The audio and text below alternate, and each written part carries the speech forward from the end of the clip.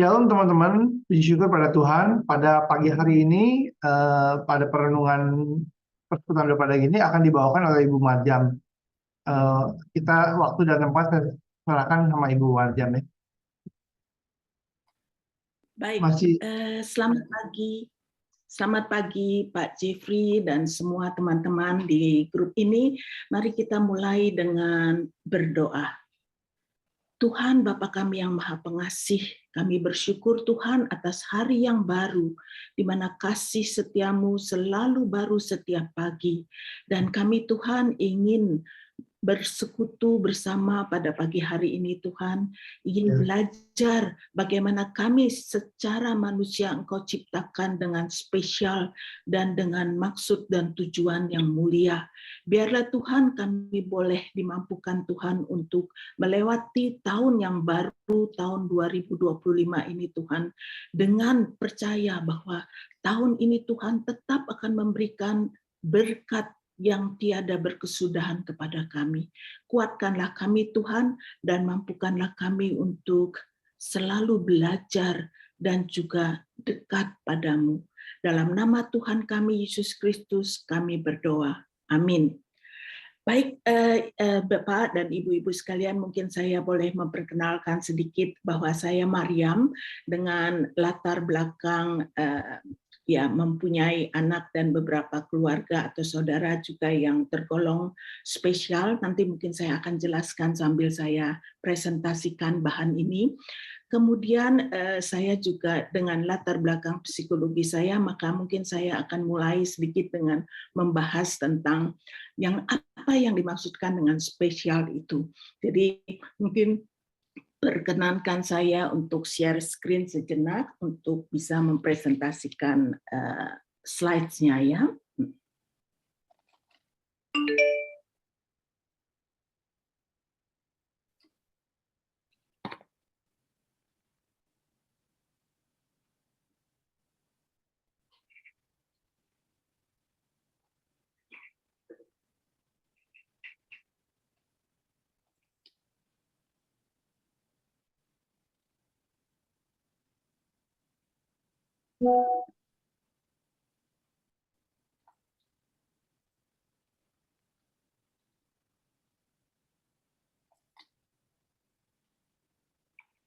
Sudah terlihat? Ya, baik. Kita mulai ya. Tahun 2025 tahun penuh berkat. Ini judulnya. Nah, mungkin kita akan lihat dulu mengenai kok saya tidak bisa enter ya. Oke, sebentar. Ya,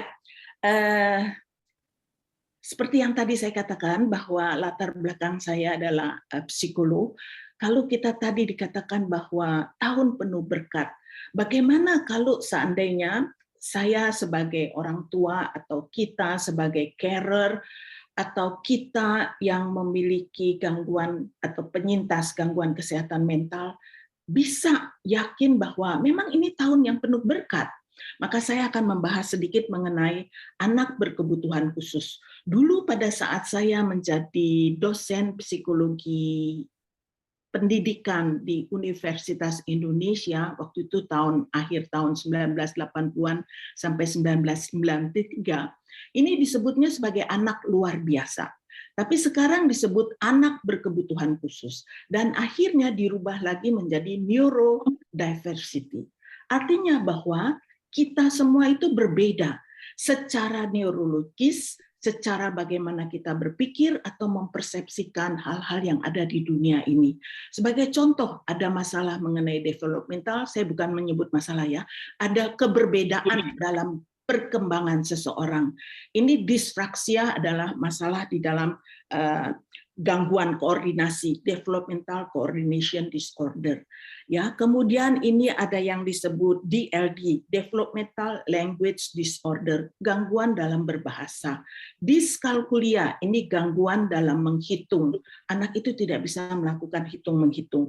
Ini APD, auditory processing disorder. Ini dialami oleh mami saya. Mami sekarang berusia 100 tahun, 6 bulan. Nah, dia mengalami auditory processing disorder ini karena waktu itu dia operasi usus buntu dan usus buntunya pecah, lalu mempengaruhi seluruh syaraf-syarafnya dan otaknya pun juga menjadi mengecil ya. Jadi salah satu gangguan yang dialaminya adalah dalam memproses stimulus yang masuk dalam pendengarannya ya. Di sini juga ada BRE, ini singkatan dari benign Rolandic epilepsy. Ini juga dialami oleh cucu saya yang paling besar. Sekarang cucu saya berusia 18 tahun. Ada disleksia, gangguan menulis. Aduh, tulisannya yang kita sebut kayak cakar ayam, tidak bisa terbaca. Nah, ini ada ADHD, Attention Deficit Hyperactive Disorder. Ya, nanti saya akan bahas sedikit. Saya bandingkan dengan Autistic Spectrum Condition. Ini makin banyak dialami oleh anak-anak kita. Ya, lalu ini ada HI hearing impaired. Ini dialami oleh anak saya yang tuli. Jadi saya punya anak ketiga, tuli, lahir tahun 1988. Karena vonis dari tuli ini, maka dia tidak bisa berbicara, tidak bisa berbahasa, dan selanjutnya mempengaruhi seluruh fungsi-fungsi akademik dan kognitifnya. Dan karena itu akhirnya dengan berat hati saya harus memutuskan untuk berhenti dari seluruh karir saya. Apakah sebagai guru piano, apakah sebagai dosen di psikologi UI, apakah sebagai dosen paruh waktu di FKIP Atmajaya. Karena saya mendapatkan panggilan istimewa sebagai orang tua, anak tuli. Dia pun memiliki gangguan mata, di mana minusnya sudah sampai minus 12. Dan itulah maka dikatakan mungkin dia separuh visual impaired. Oke, ini yang lain-lainnya ya. Ada gangguan physical health dan sebagainya. Nah, di sebelah kanan sini ada gangguan mental. Nah, ini yang kita sudah banyak alami. Ini pun juga hanya dimasukkan beberapa saja. Ada depression, ada anxiety. Banyak dari kita memiliki depresi, memiliki anxiety. Mungkin dalam kadar yang lebih sedikit. Ya, di sini ada post trauma stress disorder. Di sini ada obsessive compulsive disorder. Beberapa dari kita juga atau saya pun juga mungkin mengalami mild dalam kategori ini, ya, dan lain sebagainya. Borderline personality disorder, ada postnatal depression ini PND. Ya, dan ini yang diperoleh. Kita bisa lihat ada migrain, ada epilepsi, ada Huntington CARS, itu adalah gangguan yang dialami karena kita mempunyai sel-sel syaraf yang terganggu, yang breakdown ya, dan macam-macam sebagainya. Parkinson, demensia, itu juga dialami oleh dulu almarhum mertua saya, demensia juga dialami oleh mami saya. Oke, kita lanjutkan ya. Jadi dengan keberadaan seperti ini, saya akan coba membahas sedikit yang banyak dialami oleh anak-anak kita. Kita sebutnya attention deficit hyperactive disorder. Nah, anak dengan gangguan atensi dan hiperaktif ini populasinya sekitar 5%. Sedangkan anak dengan gangguan autistik populasinya 2,8%. Nah, keberbedaannya adalah yang satu gejalanya dalam hal atensi. Ini saya katakan juga dialami oleh mantu saya. Jadi kalau dia misalnya menghadiri cucunya performance, dia nggak akan tahan lama, dia akan keluar, gitu loh. Atau kalau misalnya ada cucu saya juga yang mild dalam hal ADHD, maka dia tidak bisa duduk lama dalam katakanlah waktu 30 menit, nanti goyang kakinya, nanti tangannya goyang. Nah, itu mungkin kita perbolehkan untuk berdiri sejenak dan untuk muter-muter sejenak untuk bisa supaya dia bisa kembali duduk dan bisa memfokuskan atensinya. Nah, hal-hal ini yang kita harus pahami. Dia juga hiperaktif, tidak bisa diam. Seringkali di gereja kita lihat anak yang tidak bisa diam. Lalu kita menghakimi orang tuanya dengan mengatakan, kamu sebagai orang tua tidak bisa mendidik anak dengan baik. Padahal sebenarnya dia mengalami ADHD. Ya, itu sangat susah dan tidak mungkin dia bisa menguasai hiperaktifnya dan juga impulsif. Nah, yang autistik biasanya gangguannya di komunikasi. Banyak yang tidak bisa verbal atau oral berbicara. maka kita harus memakai cara lain untuk berkomunikasi dengan anak autistik. Gangguan sosial itu sudah pasti, dan kadang-kadang minat mereka terfokus, artinya minatnya tuh misalnya dia hanya senang pada kipas angin, dilihatin kipas anginnya, atau dia menata mainannya dengan sangat teratur, atau dia hanya tertarik pada hal-hal yang berbau dinosaur, yang lainnya tidak. Nah, masalahnya yang lebih kompleks lagi adalah bahwa anak autistik 50% itu punya gejala-gejala atensi disorder atau hyperactive disorder. Jadi makin sulit. Ini plus yang kiri. Makin sulit kita mengembangkan anak ini. 20% anak ADHD itu juga mengalami autistik. Nah, kesamaannya dari dua anak atau gejala ADHD dan anak autis ini adalah dalam hal sensori. Mereka mengalami masalah. Mungkin mereka tidak bisa mendengar suara keras. Maka anak-anak ini kalau ke gereja misalnya yang mic-nya besar itu nggak kuat, nggak bisa. Maka kadang-kadang kita suruh memakai semacam katakanlah kuping yang ditutup seperti itu, tapi sebenarnya itu untuk meredam noise. Mereka juga tidak bisa meregulasi emosi mereka, dan secara sosial mereka tidak mampu untuk diterima, untuk bergaul, dan lain sebagainya.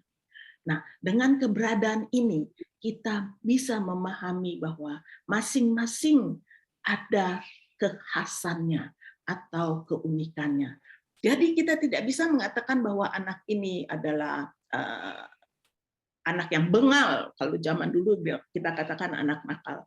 Tapi secara neuro, mereka itu berbeda. Dan sekali lagi, ini bukan penyakit, jadi tidak dapat disembuhkan. Ini adalah suatu perbedaan yang menetap seumur hidup.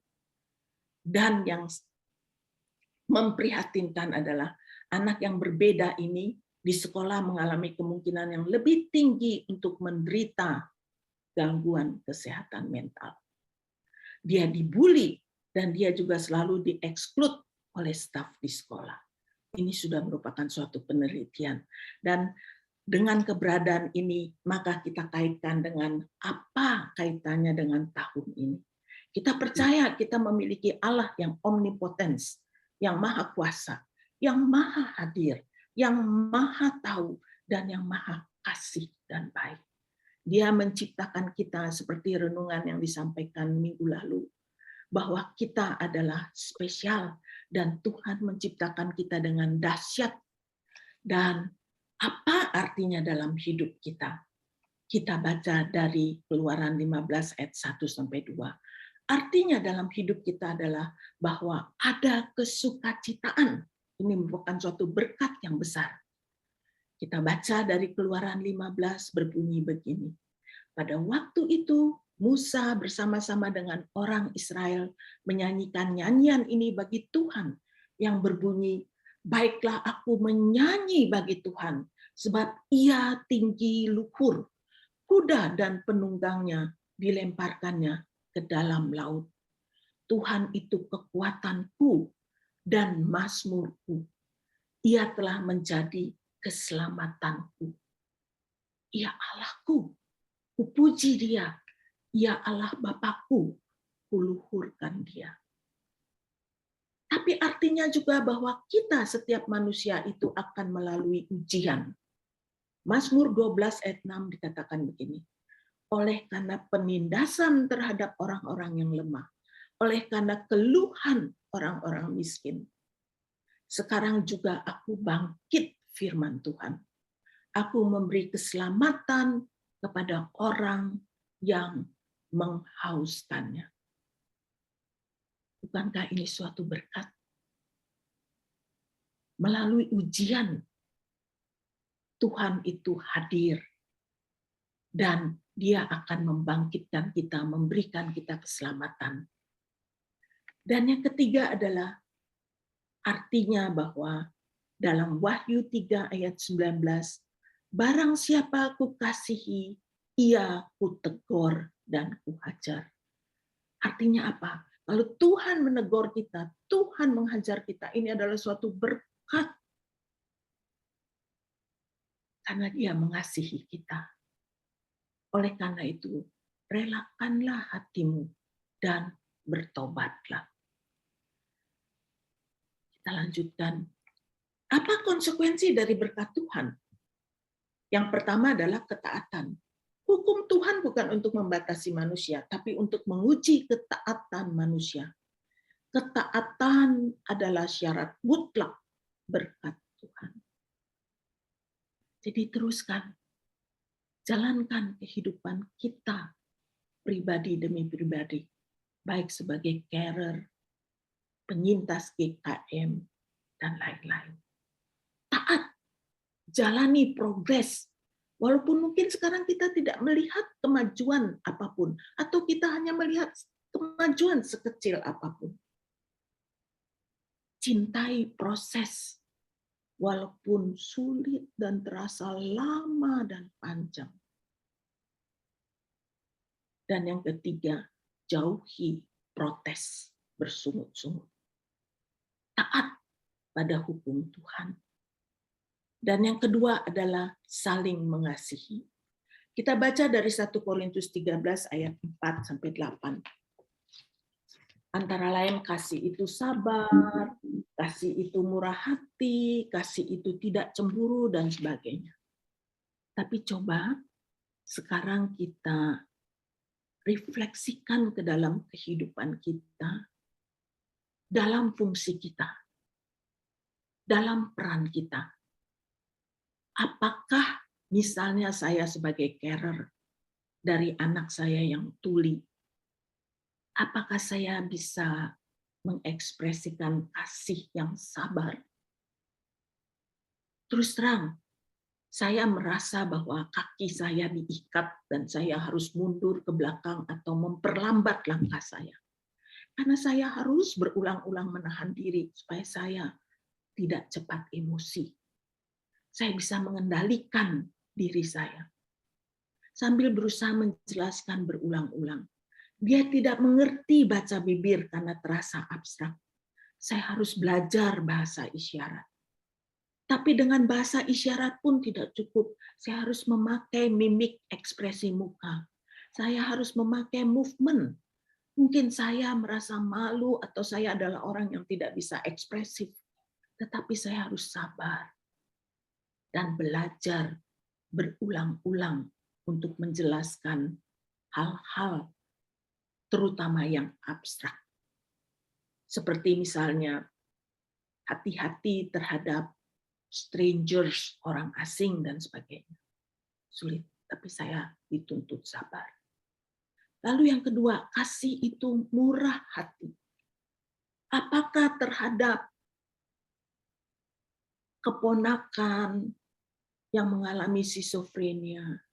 Apakah terhadap adik yang juga mengalami gangguan narsisistik personality disorder? Saya bisa murah hati. Ini refleksi saya terhadap anak saya yang tuli. Sewaktu saya lelah, ingin mengeluh, karena saya punya 3 anak, tapi saya tidak pernah punya pembantu. Karena berbagai pertimbangan, tentunya terutama dari segi finansial. Tetapi tetap harus berpikir, memiliki hati besar untuk bisa berempati pada anak saya. Saya harus murah hati dalam waktu dan mencoba memahami anak dengan berdiri di dalam sepatunya. Itu dibutuhkan hati yang besar dan murah hati. Tentu bagi saya lebih senang kalau saya memberikan kuliah di depan 100 orang. Tetapi dengan anak saya yang tuli, saya dituntut untuk murah hati. Tidak cemburu sewaktu melihat anak lain lebih berhasil dalam pencapaian belajarnya. Sudah bisa berbicara dan lain-lain. Nah, mungkin kita masing-masing bisa lihat nanti di 1 Korintus 13 ayat 4 sampai 8. Lalu coba refleksikan. Lalu ekspresikan setiap aspek kasih ini dan terapkan, aplikasikan dalam kehidupan kita. Saya mungkin baca secara sepintas, kasih itu tidak mencari keuntungan diri sendiri. Saya merasa bergumul waktu saya ingin memprioritaskan karir saya, lebih daripada berperan sebagai ibu yang perlu banyak berkorban untuk anak saya. Apakah saya mau mencari keuntungan diri sendiri? Maka itu bukanlah kasih terhadap anak saya, Erika. Yang lain, kasih itu tidak menyimpan kesalahan orang lain. Punya anak seperti Erika, maka kalau ngomong itu suaranya jelek sekali, parau sekali. Sewaktu orang-orang di lingkungannya memperlakukan Erika secara tidak adil, menutup pintu bagi anak saya untuk belajar berenang, atau komputer, atau bahasa, atau kuliah sekalipun. Apakah saya merasa bitter, pahit, dan seterusnya? Satu lagi yang terakhir, kasih itu tidak bersuka cita. Ini hanya saya contohkannya, tapi ibu-ibu dan bapak-bapak bisa coba refleksikan seluruh kasih ini. Kasih itu tidak bersuka cita karena ketidakadilan, tetapi karena kebenaran. Saya tulis dalam refleksi saya, kebenaran yang sungguh bagi saya adalah Tuhan mempercayakan Erika ke dalam tangan pemeliharaan kami. Dan Erika merupakan titipan Tuhan yang berharga dan sempurna. Itu adalah kebenaran. Dan seterusnya mungkin, kasih itu percaya segala sesuatu. Karena kuasa dari pekerjaan Tuhan saya percaya akan dinyatakan dalam perjalanan hidup Erika. Kasih mengharapkan segala sesuatu karena yakin Tuhan pasti memiliki rancangan damai sejahtera bagi Erika. Kasih itu sabar menanggung segala sesuatu, karena itu saya harus berjuang terus sampai Erika mencapai cita-citanya setinggi langit. Kasih tidak berkesudahan, walaupun saya gagal karena kekuatan saya yang terbatas. Tetapi Tuhan tidak pernah gagal dan terus setia mengasihi anak-anaknya. Indah sekali, Ibu dan Bapak-bapak. Maka ini kesimpulannya. Tahun 2025 apakah tahun penuh berkat? Tidak ada lagi tanda tanya. Tapi kita yakin mengatakan tahun 2025 adalah tahun penuh berkat. Tahun penuh ketaatan. Jalanilah dengan taat dan saling mengasihi. Dan tahun 2025 sangat mungkin kita lalui dengan sukacita, ujian, dan teguran.